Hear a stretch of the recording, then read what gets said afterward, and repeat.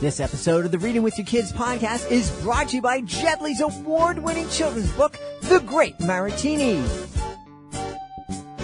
A very long time ago, there was a boy named Sam who liked to do his magic tricks, and he was quite the ham. He was called the Great Maratini, the best magician of his age, but his greatest feat took place far away from any stage.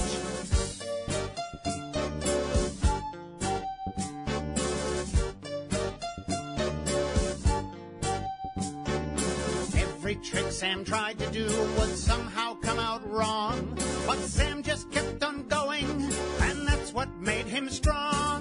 He was called the Great Maratini, the best magician of his age, but his greatest feat took place far away from any stage.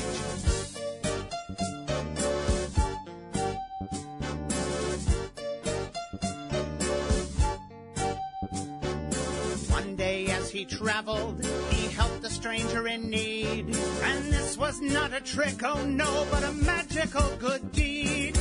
He was called the Great Maratini, the best magician of his age, but his greatest feat took place far away from any stage. He was called the Great Maratini, the best magician of his age, but his greatest feat took place far away from any stage. To get your autographed copy of the giant bilingual edition of The Great Maratini, please visit greatmaratini.com. Reading with your kids. Hey, so great to see you. Come on in. Hi, my name is Jedley, and this is the Reading with Your Kids podcast. We are so happy that you are part of our Reading with Your Kids family. Did you enjoy my buddy Chris Hardy singing to you about my beautiful award-winning picture book, The Great Maratini? We hope so. And we know you're going to love our guest today. She's taking us on a trip to the dentist. In fact, she's taking us on an adventure to the school dentist. Her name is Katie Melko, and she is here to tell us about Paw Elementary, Roxy's adventure to the school dentist. Speaking of the school dentist, we are looking for a few great schools, not necessarily school dentists, but if you are a school dentist, you want to listen up because we're looking for a few great schools to host our all-new in-school assembly experience, Reading with Your Kids Live. That's right, we're looking to celebrate our shared love of reading and learning with your students, with amazing storytelling, unbelievable magic, and lots of totally interactive fun.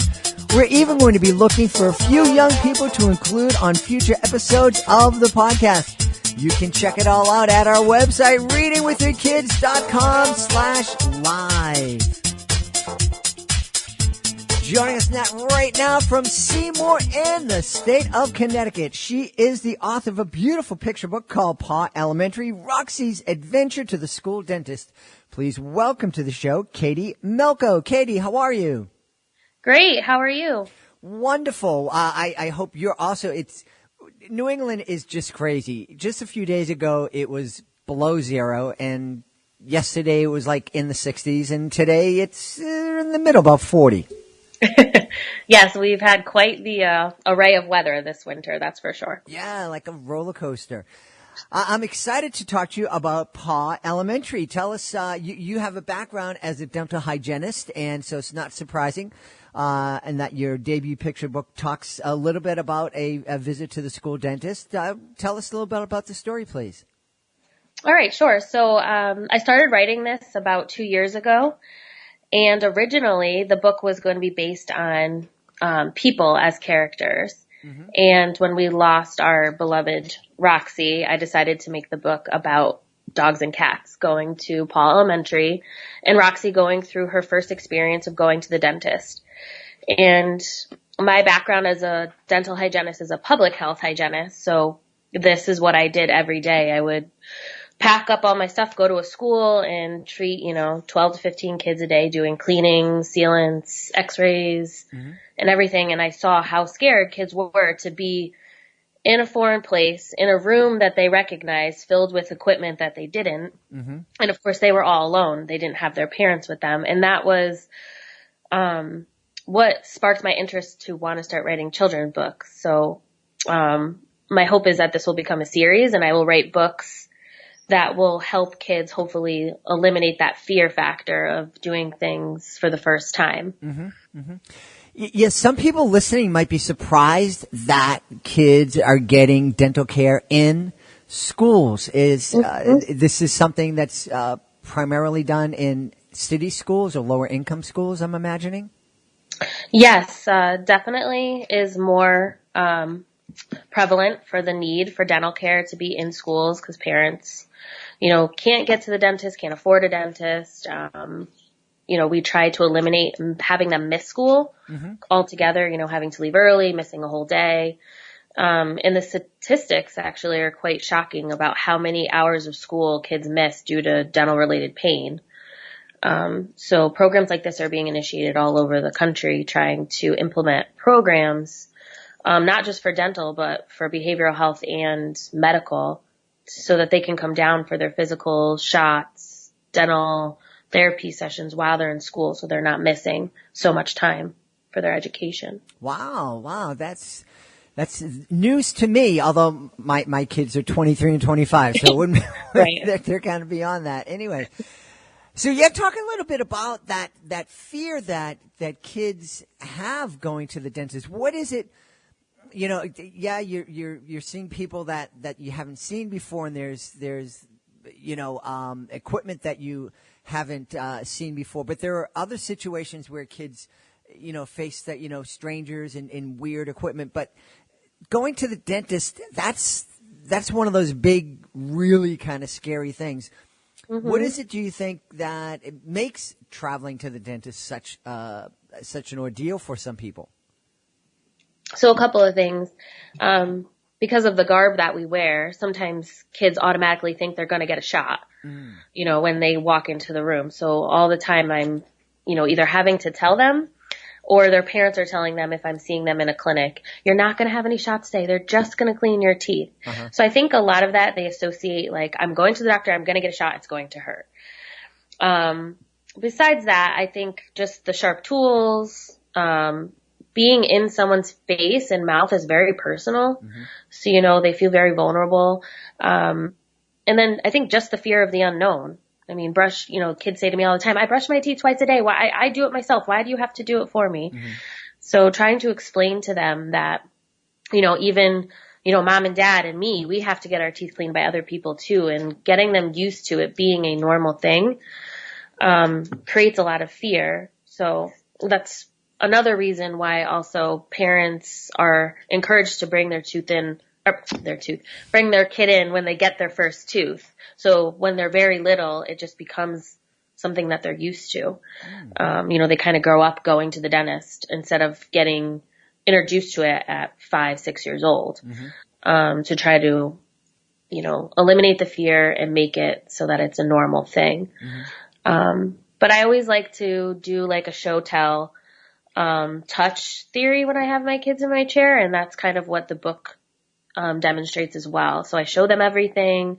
I show them, on their hands or my hand, and use puppets and so forth so that they see that it doesn't hurt before we go to such a vulnerable, personal space like their mouth. Well, it's funny you were talking about having to reassure the kids that they're not going to get a shot. When I visit my dentist, my great dentist, Dr. Fred, I've been seeing him 30-something years right now, but still every time he has to administer Novocaine, he always kind of sneaks up with that needle hidden behind his back. Yeah. I'm like, dude, I know what it looks like. I know it's coming. I'm a magician. You can stop with a sleight of hand here. Just give the injection. Yeah. But it brings up a point. It's not just little kids who are uncomfortable and afraid at the dentist office. It's kind of a universal thing. Yeah, I deal with anxiety adults all the time in the chair as far as dental treatment goes. And some of it is from when they were kids, had really bad experiences, got pinned down, felt like they were trapped, and that was a turnoff for the rest of their life. So establishing a good experience when they're little is really important to hopefully you're never going to get rid of the phobia, but to definitely lessen how many people are affected by it. But trying to just provide a safe, and warm, welcoming treatment area is a lot more challenging than I think people expect it to be. So I'm always trying to find, especially in a school, usually they put me in like a closet or, an art room or, that's not very friendly and warm. Sure. So, trying to make my equipment and what I do and myself seem like a warm, fun place to be can be very challenging. Mm-hmm. Yeah. And you're talking about your clothes, what you have to wear in the equipment. And I imagine the mask and the glasses and the head, and then you're getting right up into the child's face. So yeah, it can be absolutely intimidating. Yeah. So the story just walks her through her days up leading to going to the dentist, and her talking to her friends and her parents and, of course, her older brother who teases her, and she hears all the horror stories that you think are going to happen and how she deals with that fear and, the moments leading up to it, walking in and saying, oh, wow, like no one seems to be crying or screaming in here. Everyone seems to be generally happy. What's going on? Mm-hmm. And just her going through the experience and finding out that, we're not here to hurt you. We're here to help you. It's a good experience. It has a lot of interesting tools and noises, but, for the most part, it doesn't hurt. Mm-hmm. So that's basically what the book does. And it introduces the characters and her friends that hopefully, like I said, will continue through the series. Now, I just have to, this might sound like a silly question, but it's been something that has boggled my mind forever. It's, when you're going in and you're in the chair and mm-hmm. they're the hygienist or the dentist or the dental assistant, they're very busy getting things ready. And then they put the little suction thing in your mouth and they start going in with the different tools. That's when they start talking to you and expect you to answer. When you have all this metal and plastic in your mouth and they're asking you questions and it's like, I can't speak right now. All this stuff. Is that just, do you folks recognize that? And does that yeah, ever? So I'm not a chatty Cathy when I'm cleaning someone's teeth. I would rather establish my rapport when I'm giving, oral hygiene education. Mm-hmm. Everybody's different. I think from a dentist and dental assistant point, like they're kind of talking to each other over your head, but want to include you in the conversation, which, leads to you trying to talk and you can't. Uh-huh. It's always been a very frustrating thing. I remember when I was in school learning, my brother was like, please don't do that annoying thing where you try to talk to me with your hands in my mouth. And I'm like, nope, I won't. So, I've always been told like, you're so quiet. You don't talk, blah, blah, blah. And it's just, kind of my way of treating people. I'd rather, talk to them beforehand, lay them down, clean their teeth, talk to them afterwards instead of, interrupting and having to take my instruments out so they can talk and go back and forth. Yeah. I think it's how you want to do it. Mm-hmm. To give Dr. Fred credit, he doesn't typically talk to me. He sings, which is really bad. No, he's a terrible singer. Now, in Paw Elementary, Roxy's Adventures to the School Dentist, do you start talking to kids about something that really kind of blew my mind and I wasn't aware of until fairly recently? The whole idea, I always thought that dental hygiene meant you're taking care of your teeth and you're trying to prevent cavities. But there's really a lot more going on, and what's going on in your mouth can affect what goes on in your heart and the rest of your body. Yes. So the more and more research we do, the more we find that, there's an oral systemic link. We can, by doing a thorough exam, help determine, if you could have diabetes, high blood pressure, heart conditions, like medical history. When I'm asking patients all these questions, like, why do you need to know all this? Like, I have a doctor. And I said, I know, but your head is connected to the rest of your body and mm-hmm. the bacteria in your mouth and the, symptoms you have in your mouth. If you're telling me you have dry mouth or you present with a lot of cavities, and you didn't have 6 months ago or a year ago, all of those things are red flags that are probably leading up to something that's going on in the rest of your body. Mm-hmm. So I'm always trying to educate that point. If you're feeling something different in your mouth, It could be related to medications you just started. There's different products that I can recommend to help eliminate those symptoms from affecting your day to day. And then where I work, we are very much into medical and dental integration. So we have nurses that will come into our room and say, hey, you know, Bob, you're due for a diabetes eye and foot check. You know, would you like to come with me? Or, you know, let's do an obesity screening, or, you know, let's check your blood pressure and all those kind of things. So dental is constantly medical, and medical is constantly in dental, providing services to help give that, you know, that whole body care when you're with us. So, you know, it makes perfect sense.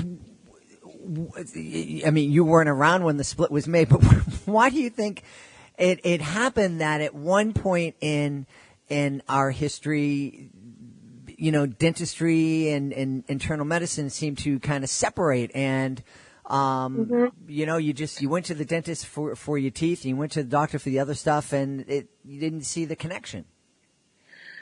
I don't know, but we found, and I've seen it happen so many times, where people are being over medicated because there's no communication between providers. You know, they're seeing, you know, a dentist, they're seeing a medical doctor, they're seeing a heart doctor, they're seeing, you know, an orthopedic surgeon, and there's no communication between those providers.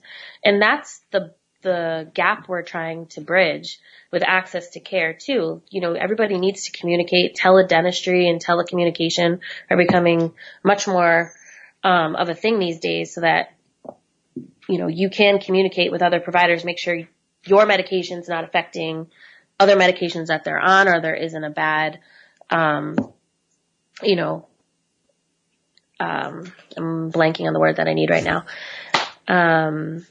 You know, we want to make sure that those two medications aren't interacting poorly together.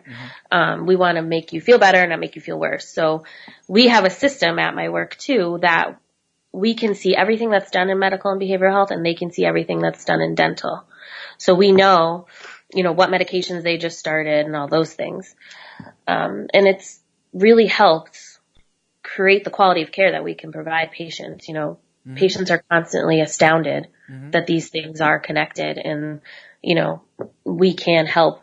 They think the symptoms that they have, just they're going to have to live with the rest of their life. And it's not true. We can help a lot of them if we just all communicate a little bit better. Yeah.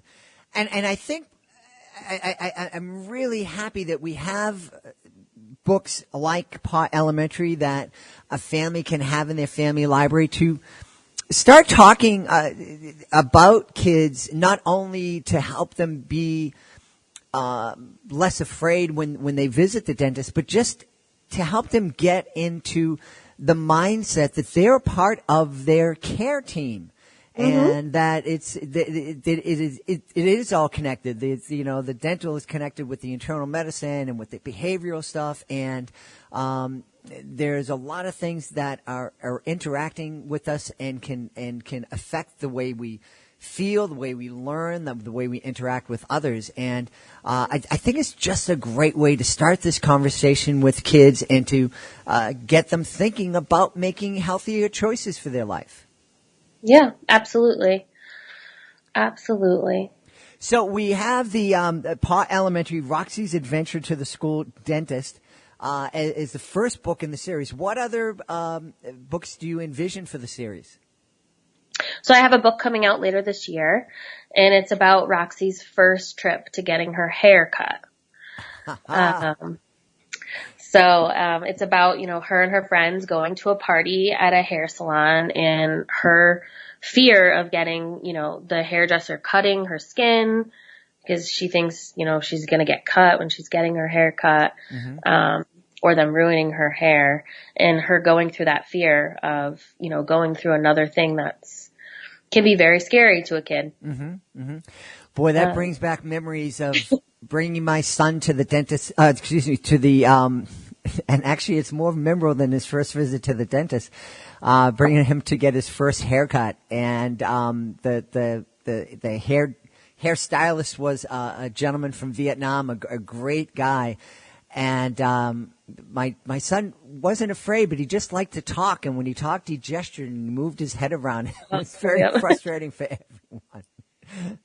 So that's really cool. It's what other than just your job, is there anything else that inspired you to take on this project? I mean, besides, like I said, my dog, Yeah. Which, basically was the influence for the characters of the book.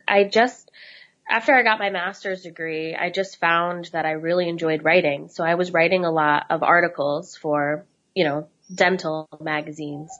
And I said, what the heck, why not?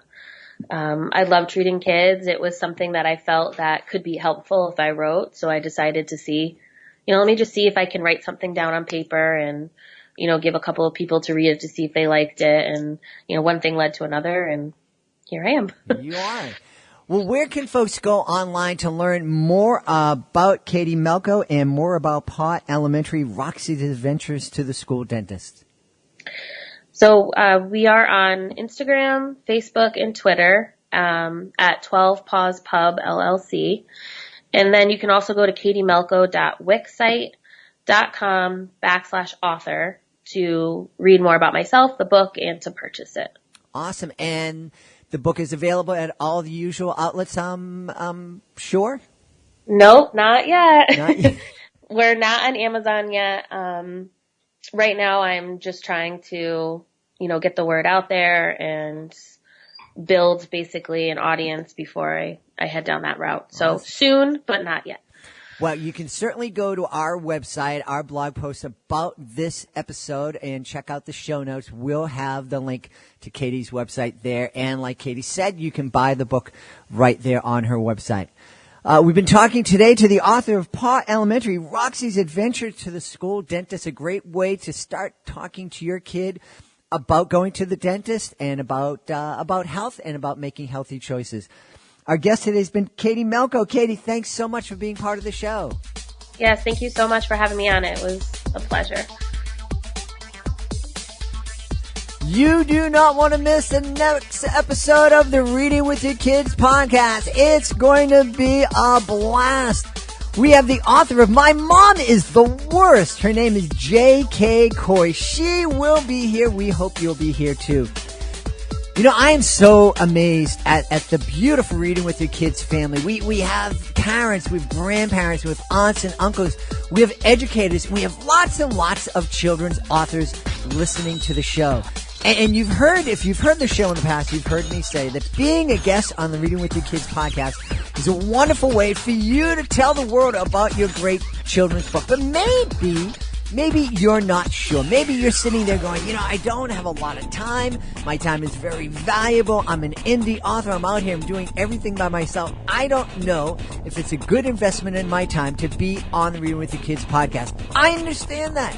So I don't want you to take my word for it. Take the advice of some very experienced best-selling authors that we've had on the show. LeVar Burton has come on the show. He believes it was a great investment of his time.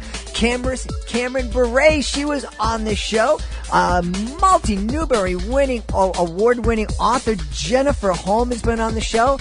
And in fact, a number of publishing houses contact us regularly looking to get their authors on the show, including Penguin Random House and Familius. And we'd love to extend the invitation to you. It doesn't matter if you are the author working with a traditional publishing house or if you're an independent author working on your debut book. We would love to talk to you about being a guest on the Reading with Your Kids podcast. Being a guest, it's fun, it's easy, and it does not cost you a thing. All you need to do is to go to our website, readingwithyourkids.com, click on the contact button, let us know about your great book. My amazing producer, Fatima Khan, will get back to you and let you know the next step. Speaking of Fatima Khan, I want to thank her for all the work she does to make this show so wonderful. I want to thank today's guest, Katie Melko, for taking us on an adventure to the school dentist. And of course, I want to thank you. Thank you so much for taking the time to be with us today. And as always, thank you so much for making the world a better place and for growing closer to your kids. And you do that every time you read with your kids. I'll be looking through the next edition of the Reading with Your Kids podcast.